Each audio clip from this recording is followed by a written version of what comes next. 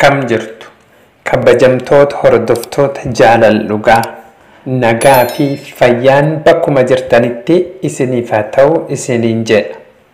Har'a kan laallu dhiirri tokko dubartii tokko jaalate. Jaalallee ofii yookaan haadha manaa ofiitiif wanti inni godhu maali? Dubartoota jaalatan qofaa fi dhiirri tokko maal godhaa?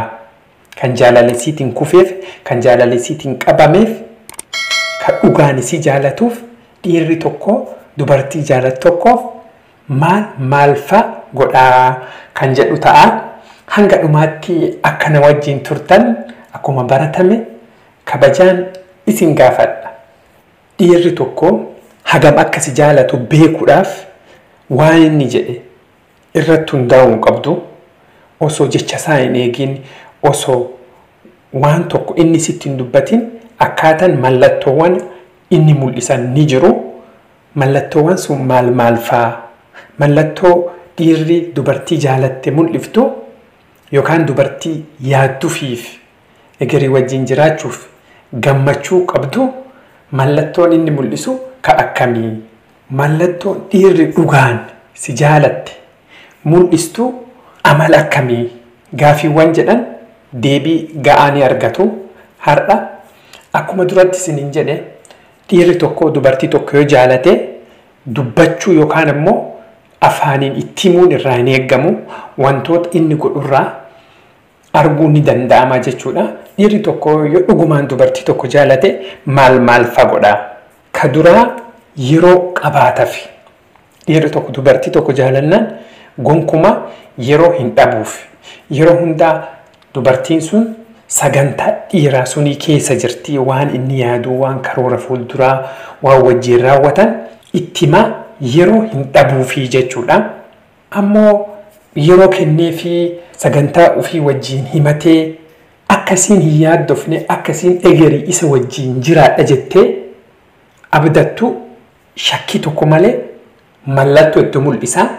Gochaan godha, gochaan itti agarsiisa. Kanaan irraa beeytii jechuudha.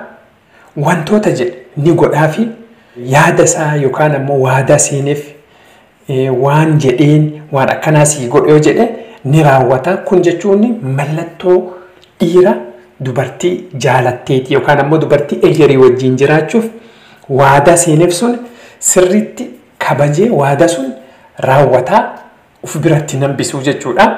Adaraa waan waliin dubbatan ni godhaa fi yaada isii ni deeggara.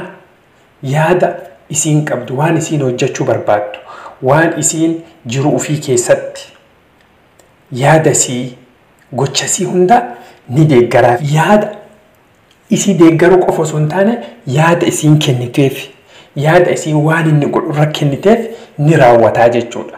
Fakkeenyaaf waan isiin akka inni gaarii irratti dalagu feetu sun sirriitti raawwataa jechuudha. Inni akka dubartiitti osoo hin taane akka giifti dureetti yookaan akka mootitti isaatti si lakkaawa. Yeroo hundaa jaalala siif qaba. Osoo afaaniin sitti hin himinillee, osoo sitti hin dubbatinillee yeroo kamuu gonkumaa si jaalataa. Yaada kan kee yookaan ammoo wantoota atiin akka gaariitti gammaddu, wantoota atiin godhuu barbaaddu si deeggara.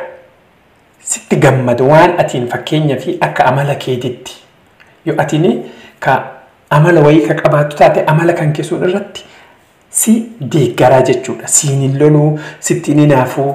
Yeroo sunitti si wajjin gammadaa jechuudha. Murtii sirratti hin dabarsu. Isiin nama akkanaati, isiin nama akkasiitii jedhee siin murteessu jechuudha. Murtii hin murteessu jechuudha. Dhiirri tokko yoo si jaalate osoo waan tokko sirratti hin argin waan ati goote kamiyyuu irratti inni gammachuu qabaa jechuudha. Malee isiin akkasii, isiin akkanaa jedhee sirratti hin murteessu jechuudha. Yeroo kamiyyuu isin yaada walii galtan. Fakkeenyaaf yaada irratti waliin dhabda. Waan namni irratti wal dhabe waliin jedhamuyyuu irratti walii obsitanii walii yaaddanii walii galtanii deemtanii jechuudha. Kuni mallattoo walii galumsa keessanii yookaan dhiirri sun karaa kamiinus wajjin jiraachuu mul'isaa jechuudha.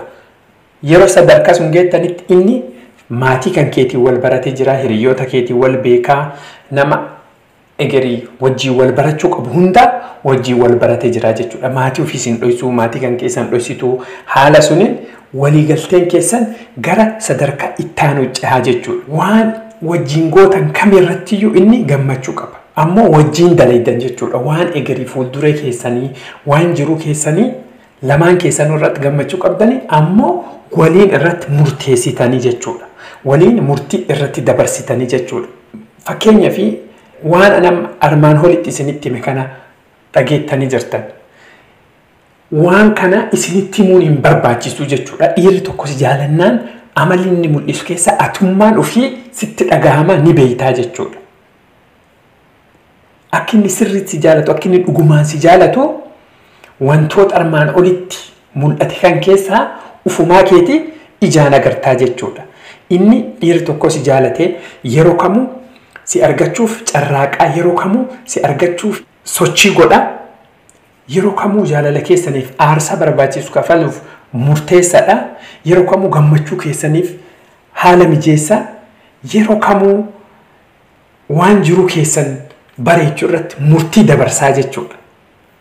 Maarree yaada armaan olii kana akka hubattan abdii guutuun qaba. Maarree hordoftoota koo viidiyoon kun isinitti tolaan laayikii gochuun dagatinaa. Namoota chaanalii kanaaf haaraa taatan saabskraayib godhaa. Viidiyoowwan bakkee biraarraan arganne viidiyoo jaalala irratti xiyyeeffatan, viidiyoo jiruu egeree irratti xiyyeeffatan asirratti chaanalii kanarraa waan argattaniif laayikii gochuun dagatinaa. Ammoo sponsor keenya aadaa jawu baay'ee galatoomfanna. Viidiyoowwan lamaan armaan duraa kan yoo hin laaliin laala hanga viidiyoo biraatiin wal agarrutti nagaa.